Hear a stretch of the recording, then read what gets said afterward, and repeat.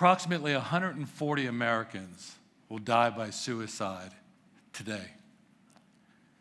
About 22 of those are military and military veteran personnel. This year alone, more first responders will die by suicide than in the line of their very dangerous duties. For the last 20 years, I've been helping these two communities learn how to struggle well and thrive in the aftermath of trauma. Why? Because the mental health system in our country is broken. And it's not just me saying this, it's the thousands of psychiatrists, psychologists, and social workers that I've spoken to. It's hundreds of articles from the most prestigious of medical journals, and the gentleman who ran the National Institutes of Mental Health for 13 years, who now, by the way, is on the outside of the bureaucracy trying to change things because the tens of billions of dollars that he spent in those 13 years, the tens of billions of dollars he spent in those 13 years did not move the needle in regards to suicide reduction. Another problem with traditional mental health care is that it's a system that has no incentive for you to get better. It's a system that's run by associations, by insurance companies, by pharmaceutical companies. It's a system that's designed to make you feel less bad, not to feel good. The third problem is that the mental health system, and when I say system, I mean the people in it, have convinced Americans that if you're grieving, struggling, or stressed, you have a mental health issue. And it's not true. These are normal responses to human activities when it comes to grief and struggle and stress. And you may ask, what do I know about stress? Well, I spent 21 years, as Tracy said, in the bomb disposal community in the Navy.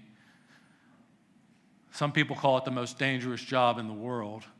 I led men and women on thousands of high-risk operations around the world, parachuting, diving, and rendering safe unexploded ordnance on the battlefield that included landmines, booby traps, and terrorist bombs. So, yep, I know a little bit about stress. And that stress and that response to stress, we did a study on bomb disposal personnel and found while they were diffusing bombs that their heart rates actually went down, not up.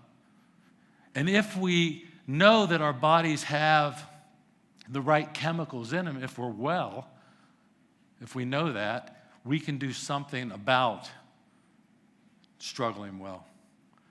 Now, the first thing you have to understand, I think, when it comes to self-care, is that no matter who we are in life, you're going to live a life of ups and downs. I call it the sine wave.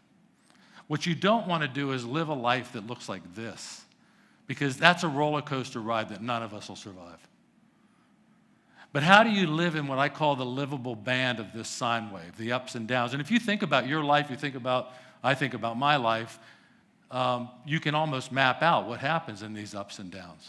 Grief, the struggle, the stress. But to live in this life, because no matter how poor, rich, or whatever rank you are in the military, you're going to have this life. This is our life. This is life. But to live this life in this livable band, you have to get two things right.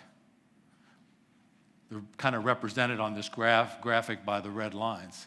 Think of it as a bowling alley. Think of it as those red lines as the bumpers you can put up in the gutters of a bowling lane so that your ball doesn't go down the gutter.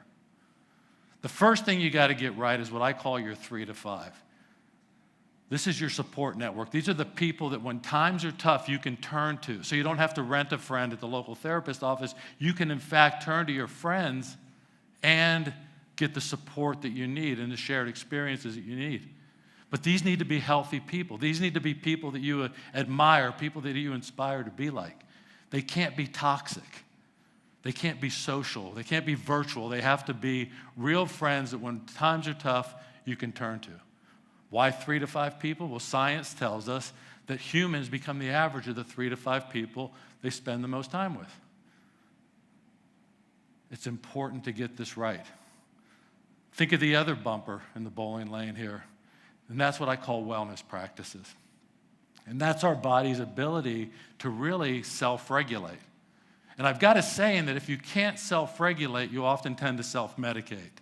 And that's a big problem. There's been plenty of TED Talks on self-medication. I won't go into the bad part of that.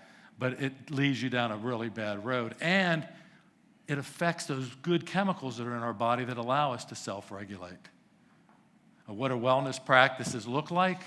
Well, I put them up in what I call the wellness triangle. Now, the triangle normally has 3 sides, which this one does, but we have 4 areas of wellness in our wellness triangle. Our mind, our body, our financial wellness, because as Americans we have to make money.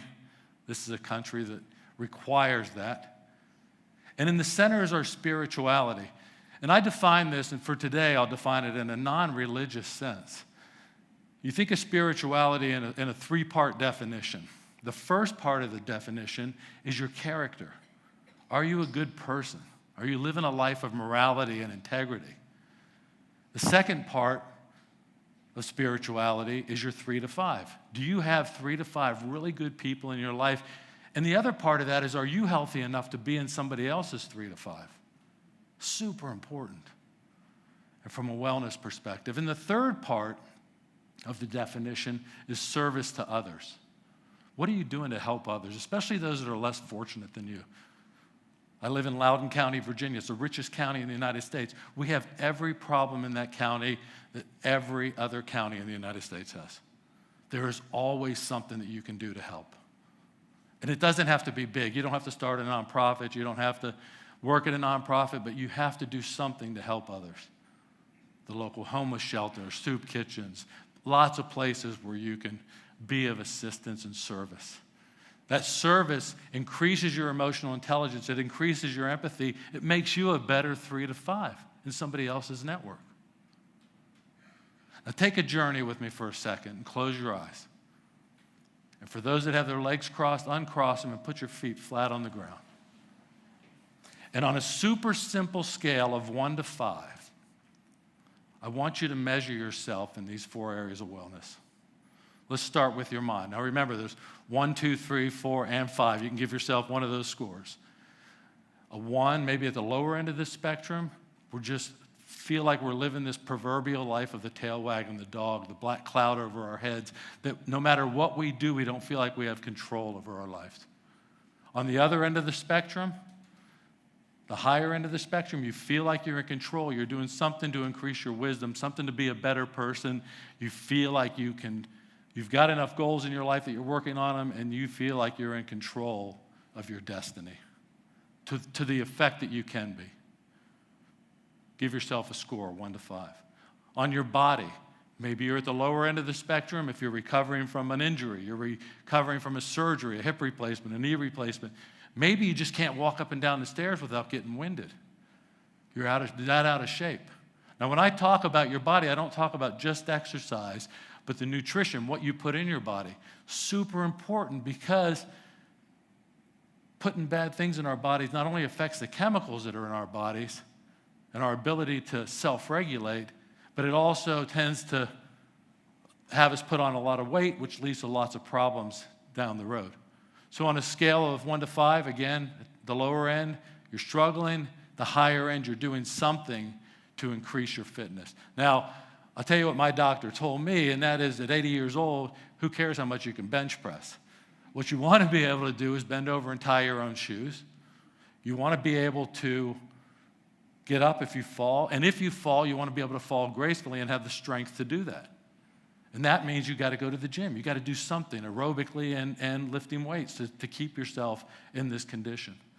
Financially speaking, my dad always said financial wellness was easy. Don't spend more than you make. But I think it's a little more complicated than that, because what you don't spend that you make has got to be saved. Saved not only for the rainy day issues of life, the home repairs, the car repairs that are unplanned, but for your retirement. Because as your hair starts to get a little gray and you start to see this idea that you may not be working in the future, and you have to rely on your 401k and your IRAs and all that, it might be a big challenge if you haven't saved for this retirement day. So on a scale of 1 to 5, 1, I always think of somebody who might be homeless, who doesn't have the resources to even make any ends meet. And on the other end, you don't have to be a multimillionaire, but you've got to have a plan. You've got to have savings. You've got to have a retirement plan. Give yourselves a score. And finally, in the center of this circle, and think of that circle, even with your eyes closed, remember that it's touching all three sides of the triangle, because if you think about this triangle, the outside of it is really our egos. How smart are we? How fit are we? How good looking are we? How much money do we have or want people to think we have?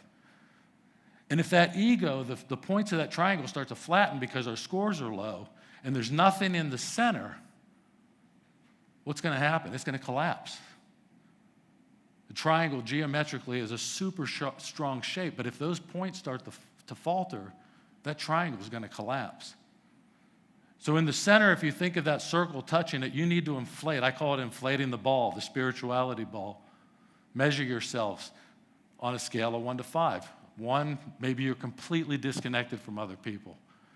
You're isolating, you're not talking. The only friends you have are on Facebook, social media. Or on the other end of the spectrum, remember the definition of spirituality is 3 parts. Your character, your 3 to 5, and your service to others. If those are inflated and they're good, then you're going to be okay.